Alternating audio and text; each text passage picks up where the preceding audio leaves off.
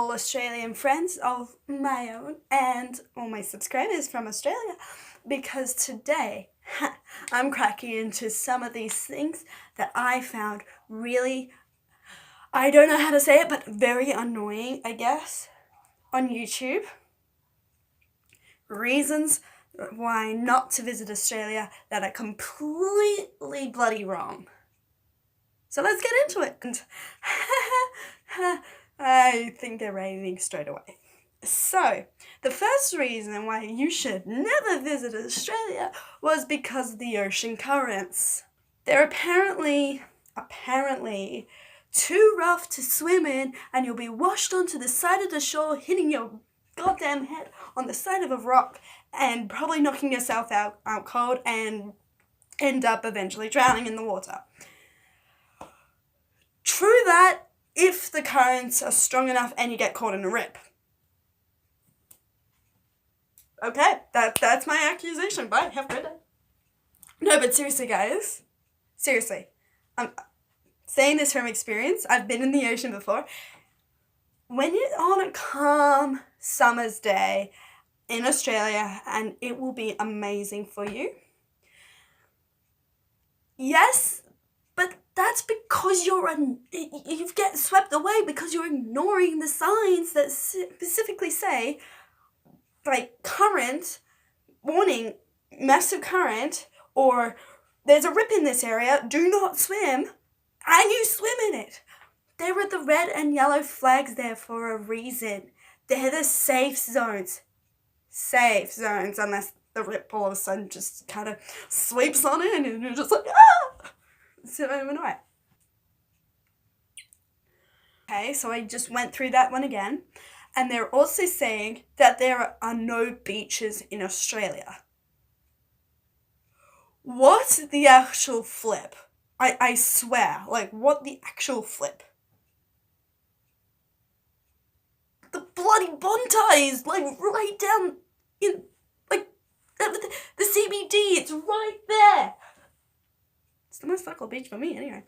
There is Bondi Beach, and a whole bunch of the other ones, but those are the main two I always go to. They're up in Queensland. I've been to a beach down there, and you're saying there's no bloody beaches everywhere, and they're all rocks or something. Flip off! There are beaches. I don't know what you're raving about. Okay, again, continuously going through that one simple accusation. If it's nice and warm and you're going out for a nice little swim, and then all of a sudden you get a shark alarm going off or something, you get the warnings about the sharks, or there are jellyfish in the water, or there's a stinging fish thing that's about to kill you.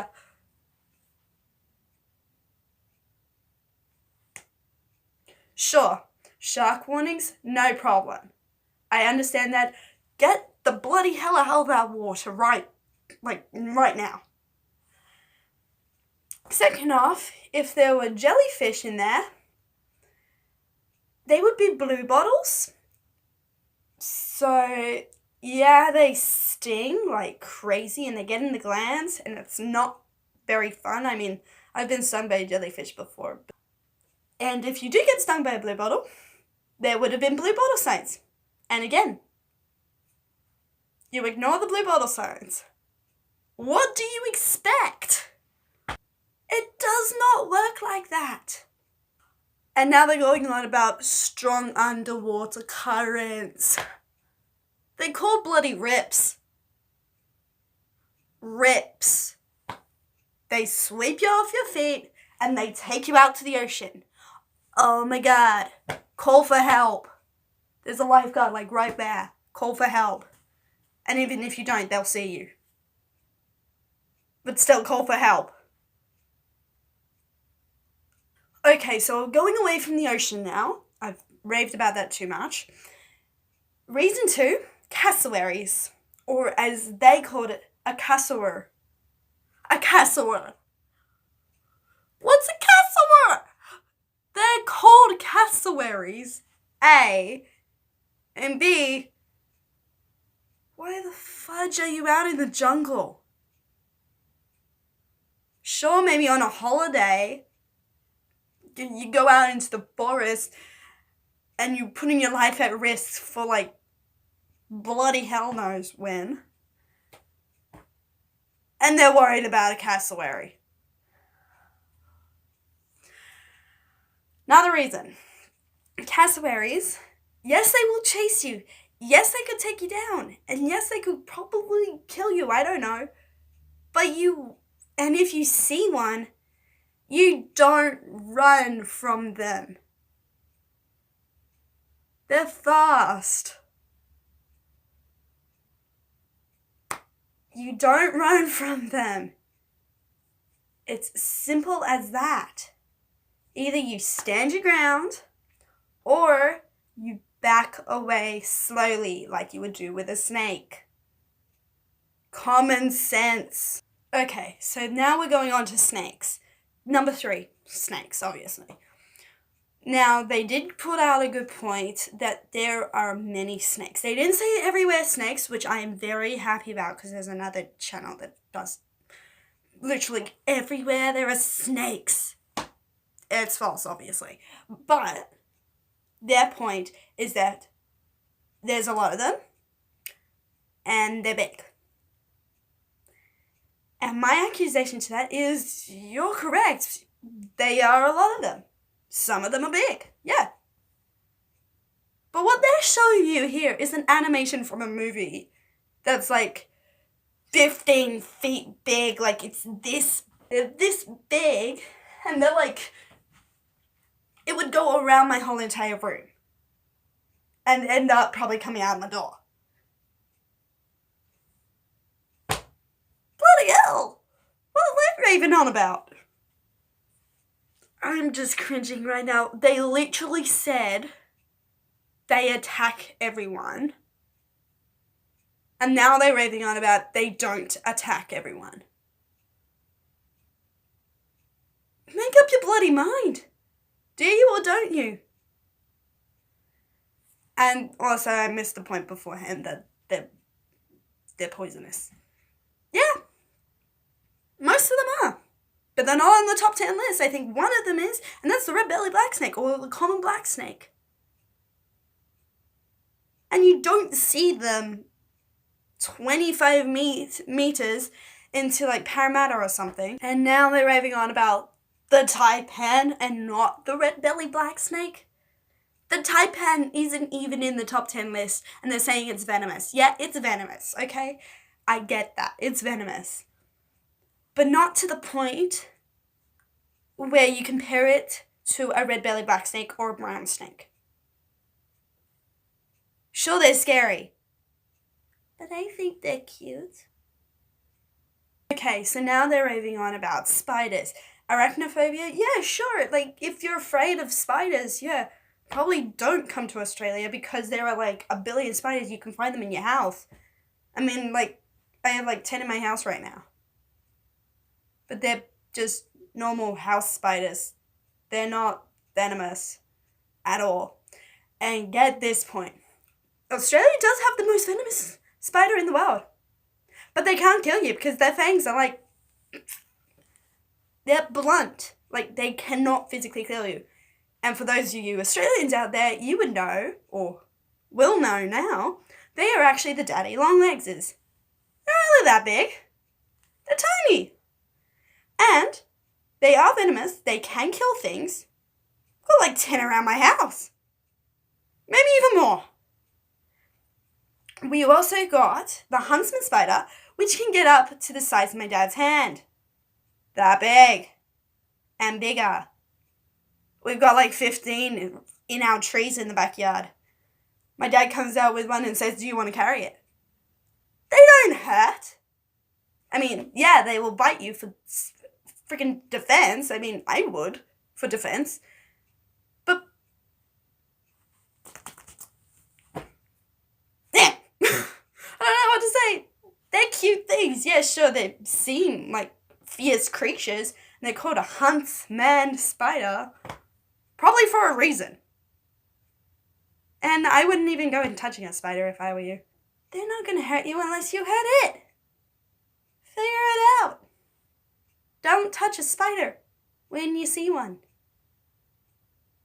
Common sense. Again, common sense. It does it all. And funnel webs. What they called them was funnel spiders. They're not called bloody funnel spiders. They're called funnel web spiders. I wonder why. You see them in the ground and you've got like this massive hole like this under the ground and like this much spider web out of it. Protection. Don't go near it. It's probably got I don't know, maybe a spider in it? I don't know. Duh, it has a spider. Gadoy. So I forgot about the redback spider. The national spider of them all. Yeah, they're venomous. They're probably almost the same amount of venom as freaking funnel web spider. But they're so cute. Just don't go near them. It's all good. Oh yeah, and the white tips. White tip spiders. They're like the long spiders with the white tip on the end. Yeah. I had one in my bathroom at one time. I screamed the hell out. Because I know they're venomous. But they weren't going to hurt me.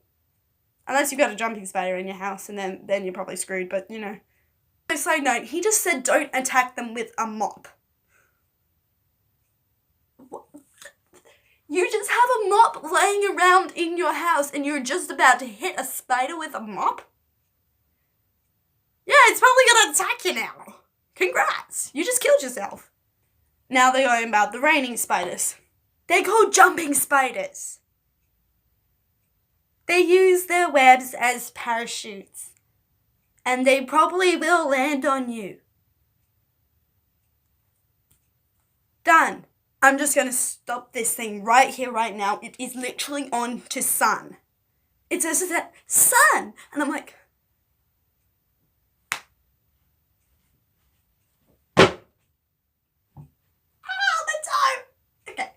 back to what I was doing. Sun.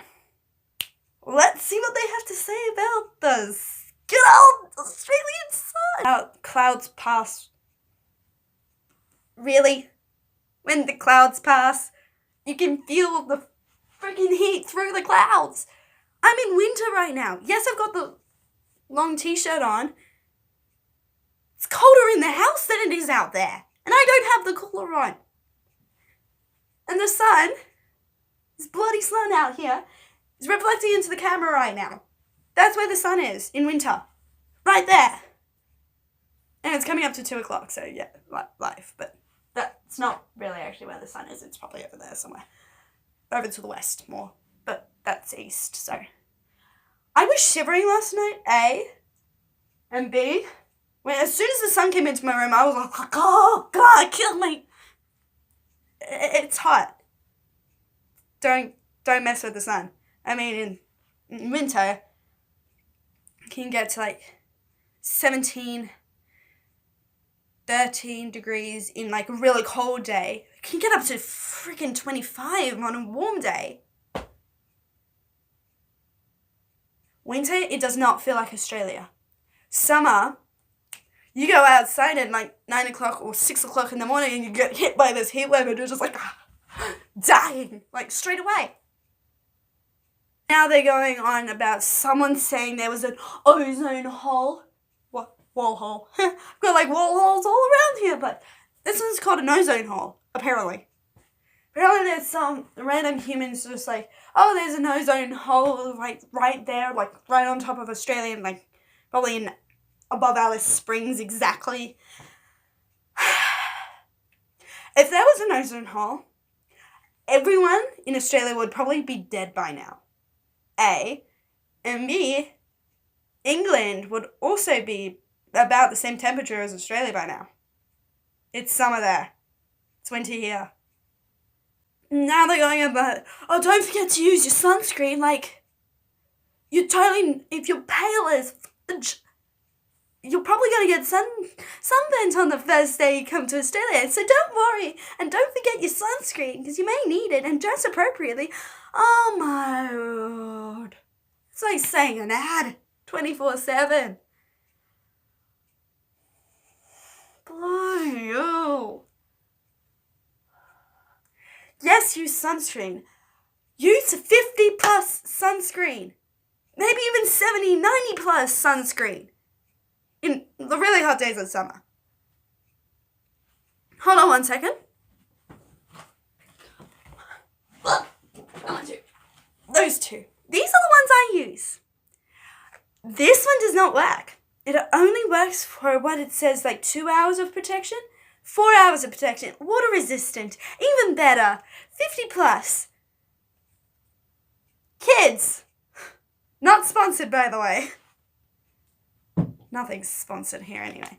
That can do like 30 minutes for me, and then I'd have to reapply straight away unless I was in the fucking fudging pool or something. Whereas this, I keep it in this container just so it doesn't leak everywhere, as you can see that. Ow, it's gonna rip my skin. Jeez. Goodbye.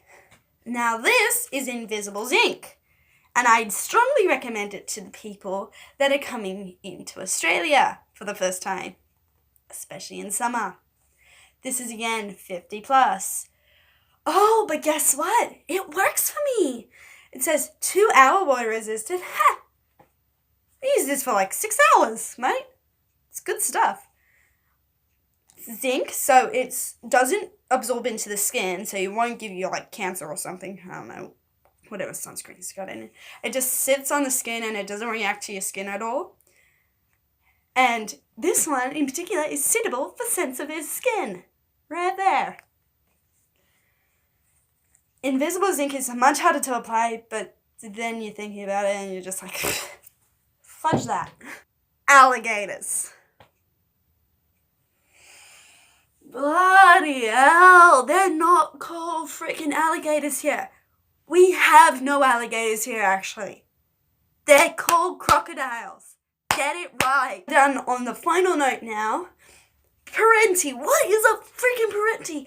They're called Komodo dragons. They're not from Australia. Okay, to all you Australians, good on yous, everyone. And I'll see you guys in the next video. Peace, bro. Have a good day. To all you Australians in particular. Bye.